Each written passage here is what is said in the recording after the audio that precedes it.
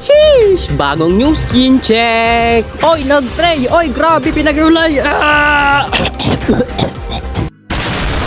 Ang kwentong ito ay isang long story na maikli lamang. At sa sobrang haba ng short story nito ay dito na lang ito magtatapos. Grabe bata, sobrang ganda ng skin ko. Takot na sa akin tong kalaban ko. Oh my god, Giga Recall. Sheesh, what a nice recall. Dahil dyan ilalabas ko na ang aking malaki at mahaba at mapulang dragon. At kakagatin na kayo.